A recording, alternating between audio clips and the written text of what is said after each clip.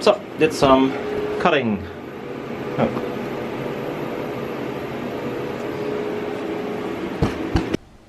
Hello, it's a bit late in the build. I skipped a huge part because I'm on a time schedule.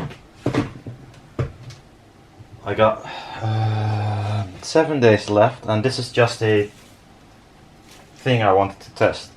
I thought I'll make a video, and also a build for taking with me to the DIY event with the rubber magnet, because I think that could be fun. So what I thought about is, what can rubber magnet do that normal neodymium or other magnets cannot do, is put them on a curved surface. So that's why I made a 180-degree tweeter. Now I made one already, and this is the second one. So I thought I can film something what I was doing before, and could test one before I filmed anything. So far, efficiency is not up to scratch.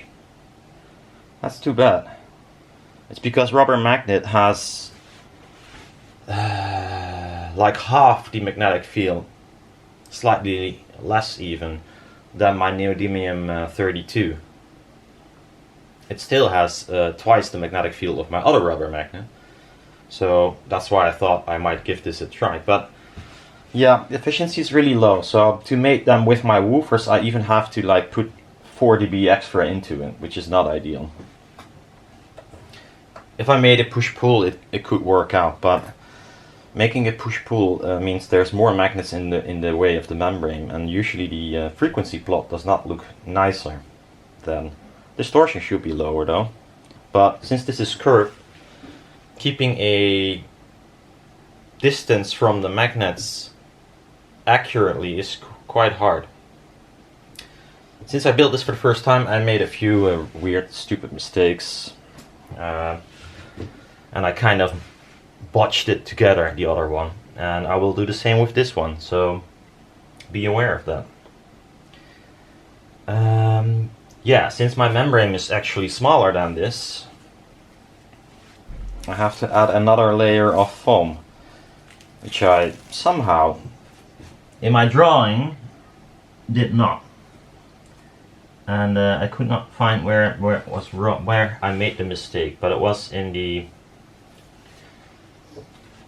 part where it's supposed to be mounted, and I changed it later, and now it doesn't work anymore. Yeah, you know, you have to probably make like several ones before it is sort of okay-ish. Or have to mold it completely in 3D. So the people that are better in SolidWorks, etc., or Fusion, they probably have far less of this bullshit mistakes.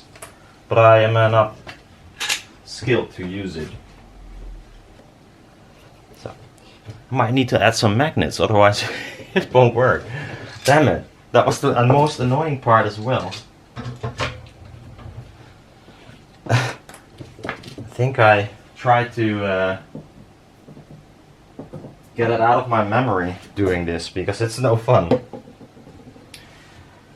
Okay, so I'm gonna cut some magnets on size, then I'm gonna spray it with some Super 77, I'm gonna spray this with some Super 77, and then I'm gonna use a lot of these to make sort of a jig. So I'm gonna put in one of these here, and I'm gonna put the magnet against it so it is in the correct place. I didn't feel like making a jig for this. Problem is, it is like a circle or arc, and I don't have a clue how to make a jig for that.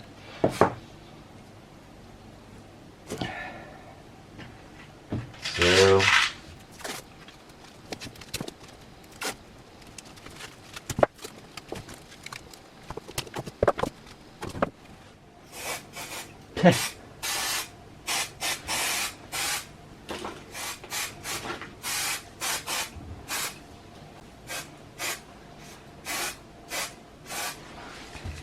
damn, this stuff is sticky. So I start off with the middle magnet, and I know the other one used the stripe on here on top.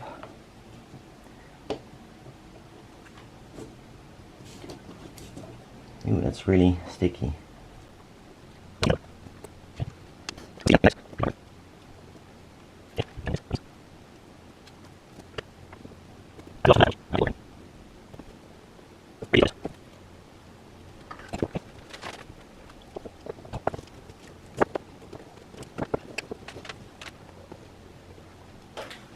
Now back to where we were.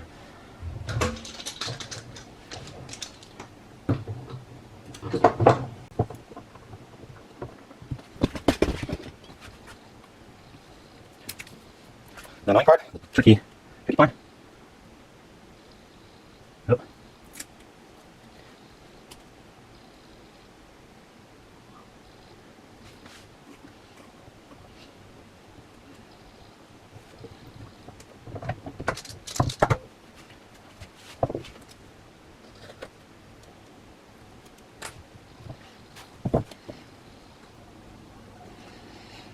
Now I need to know how it's supposed to be sitting. And that I cannot film because I'm gonna look through the backside, through the light, and then see if it's aligning correctly. I have no clue how to film that, so I won't.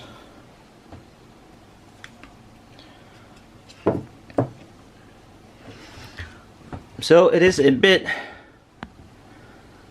it has a little bit of this, but far less than before. Maybe I can use a little bit less tension even.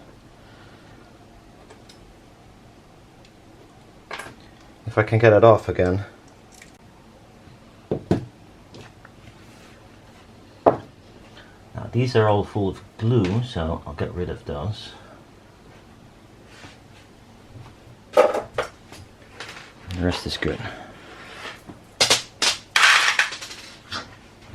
Minus the two that fell on the ground. So now on top of this, well, first I'm gonna solder this, but I'll use something like this because it's easy, and it's too long because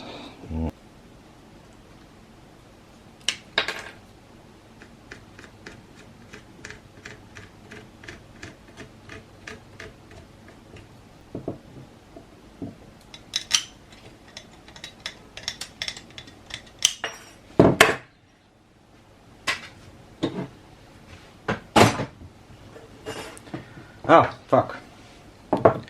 I could have done multiple things in one go.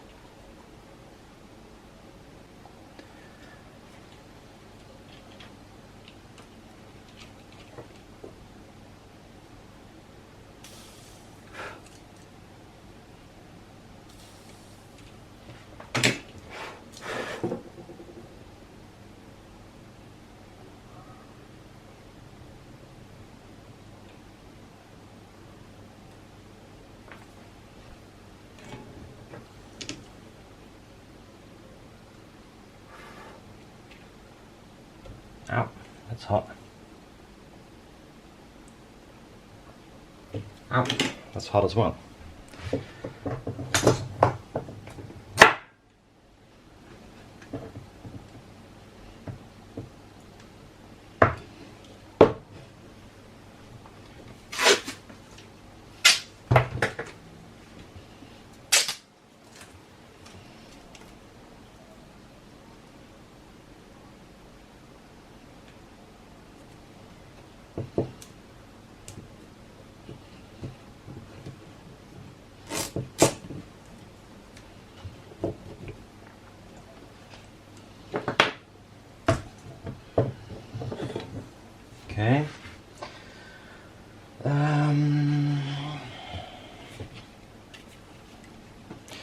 Yes, now this distance should be higher, so I don't know where that went wrong, but it did.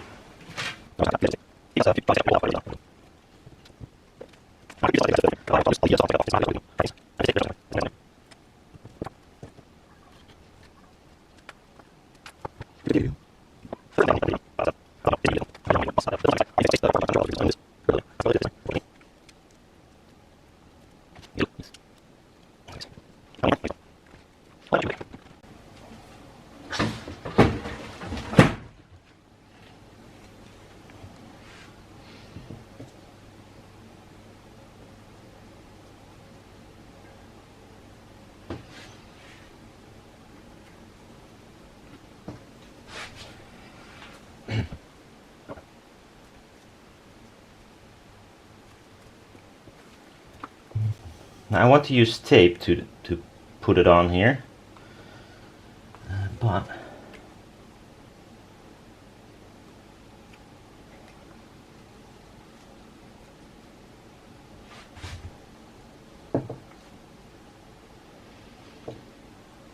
oh well, let's try that.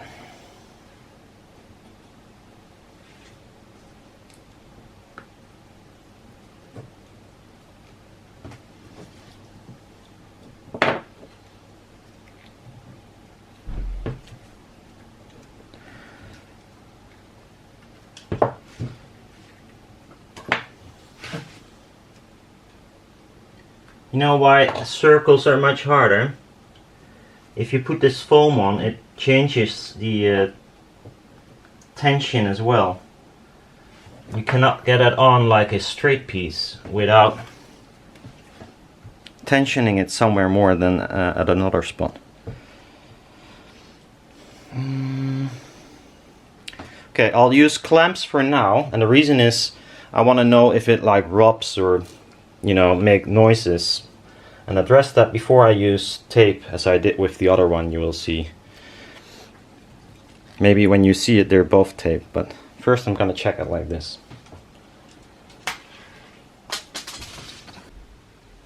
So, a few minutes later, like a few hours.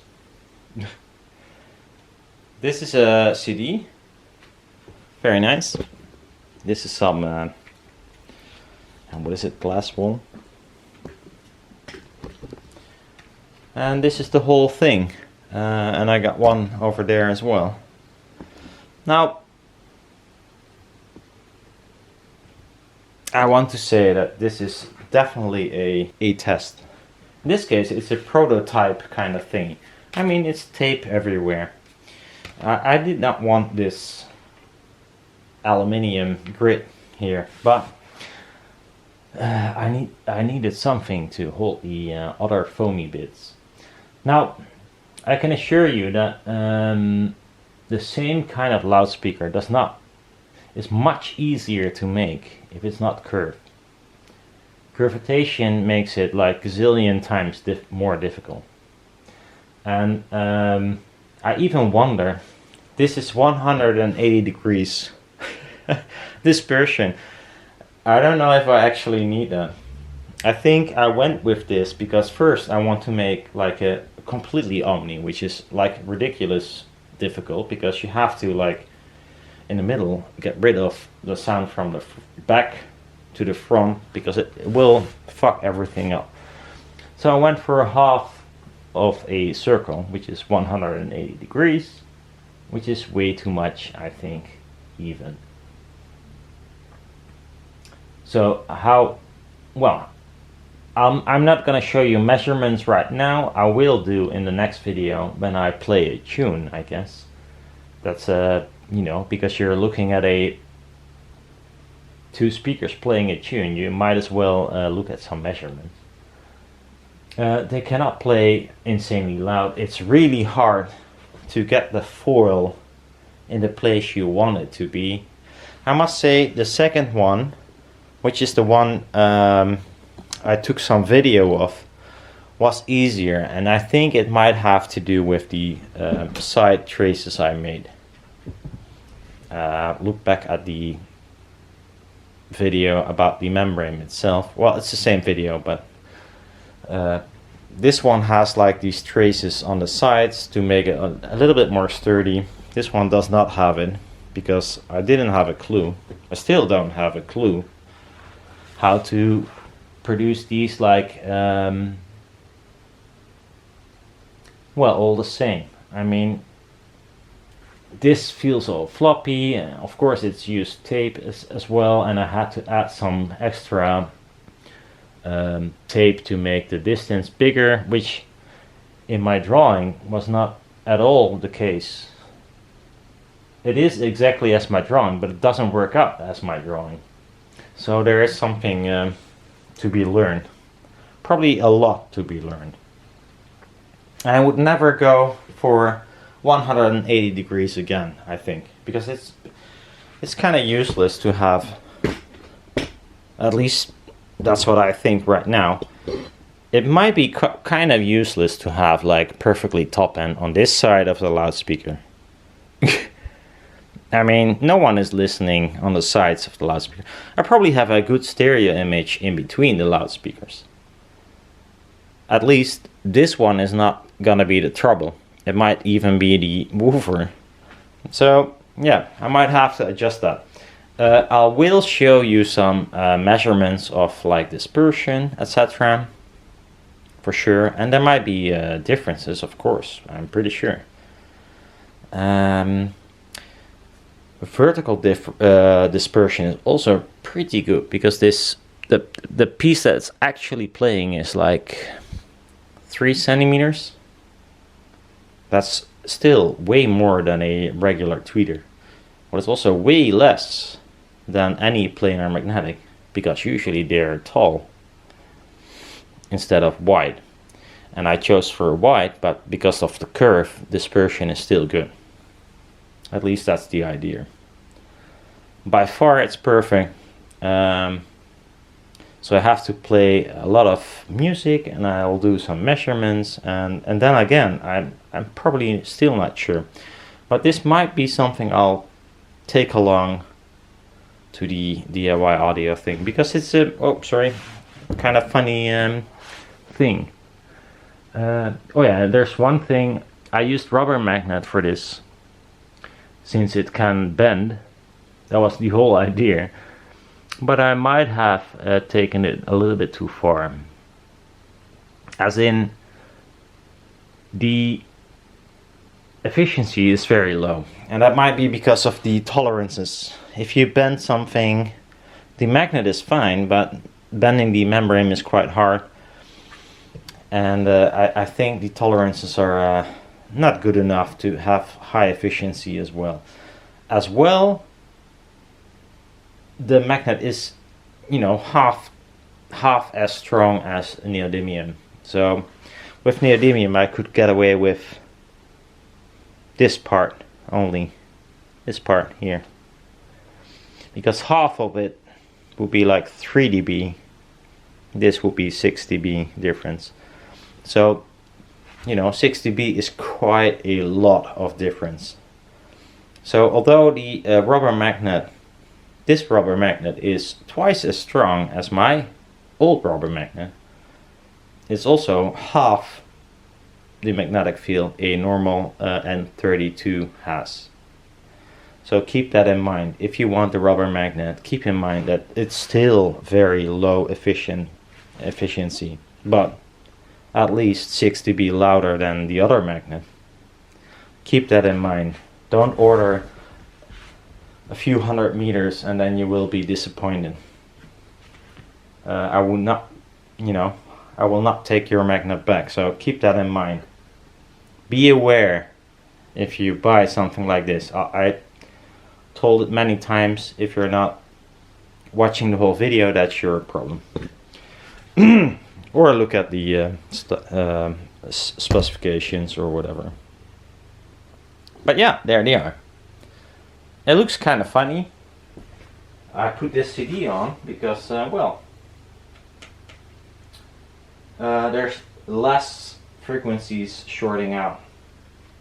I could as well, and of course I will, put a piece of MDF on top of here that has this same size. It's really finicky about Mylar touching the magnets. Now it doesn't, so that's good, but it's really finicky. So the whole method of construction is, the idea was, I think, well, at least on paper it worked, but in reality it does not work. Because the membrane will like bend over a little bit inwards and will get closer to the magnets. And that could be nice, but also limits excursion, etc. So there's many things to take into account, especially if you draw this and you put on the metal with the foam, it will stretch it out unevenly, unlike a flat planar. So it might be that there's more like a relaxed Mylar here compared to here. There's no way of controlling this. At least I have no idea how to do that. A flat panel you can just push together. If you push it on evenly, you're good to go. With a round or curved panel, it's kind of a problem. Yeah, so it's on top of my old monitors that are sitting upside down, which is not ideal. You would like to have the woofer somewhere here, but this is the way I'm using them right now. Next video I'll show some measurements, I'll play a tune or something. Yeah, so far. Oh yeah, the efficiency is so low that I even added like 3 dB on the tweeters compared to the woofers, which are already really low. So the woofers are 86 or 86.8 officially, but that's only at the higher frequencies. So I knocked that off. So yeah, it might be 80, 81, 82, 82 dB maybe. I don't know, don't pin me on that. It's really low and not very useful, I think. I could add like a second stack of magnets, then I would gain, in theory, 5 to 6 dB, but it will look dirty on the frequency response, and I'm not sure if I want to do that. I think this is just a nice, I don't know, test, or just, you know, it's not something I want to build again. If I would do this again, not 180 and not as steep curve. And I don't know how it measures if you make the thing wider and less of a curve, but at least it would make the building of it easier. Who knows? See you next time. Bye bye.